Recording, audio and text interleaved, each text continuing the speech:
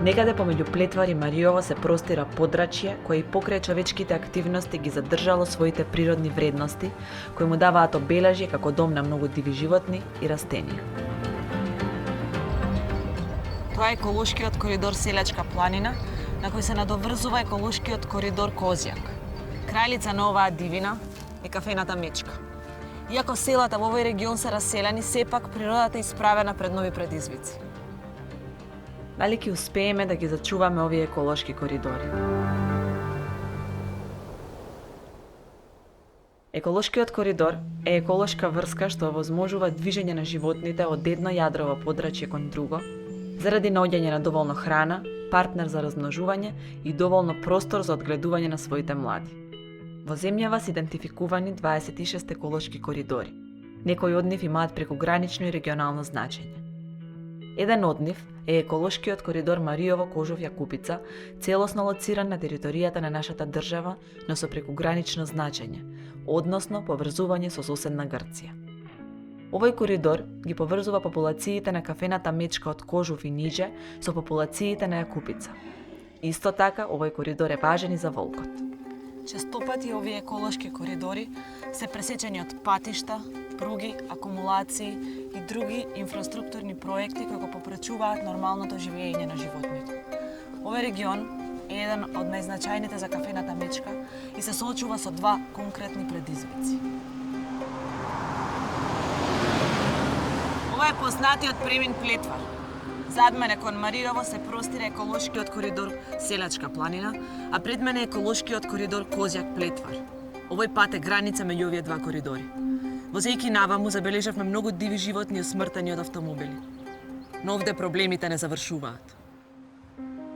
Според планираниот развој на патната инфраструктура, патот Плетвар ка Вадарци ќе се прошири и развие во експресен пат. Животните, како и луѓето, го користат овој пат при својата природна миграција и неретко доаѓа до судири кои честопати се погубни за животните, но и за луѓето. Овие мечиња имаа среќа, но не и овие животни.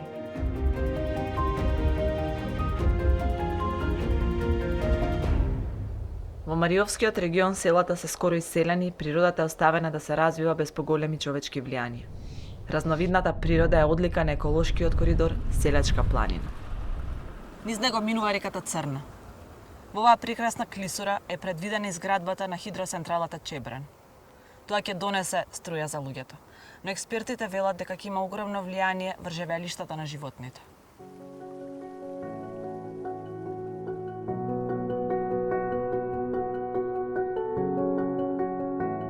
Пристапните патишта кои би се користеле при изградбата ќе го олеснат ловократството, а механизацијата и присуството на работна сила ќе го нарушат слободното минување на животните и ќе ги загрозат нивните живеалишта.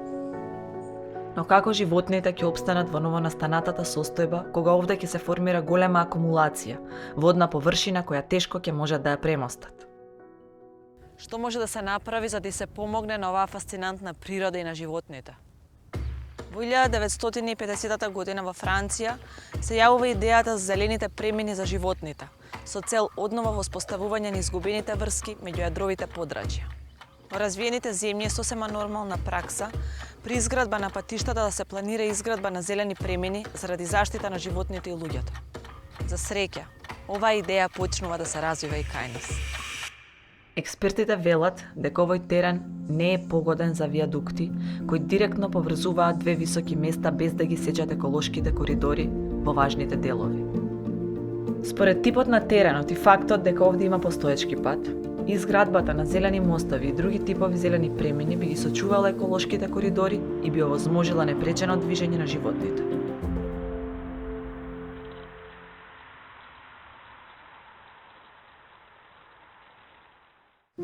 Во однос на изградбата на браната и формирање на идната акумулација од особена важност би било осмислување на зелени премини заради зачувување на кафената Мечка и другите крупни диви животни од овој регион.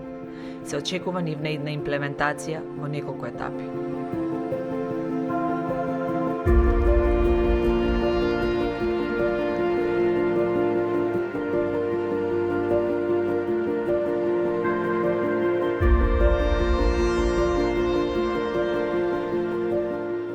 Време е мечката и сите диви животни да ја добијат почитта што им ја должиме. Време е да се доближиме до природата. Да им ја вратиме природата на животните.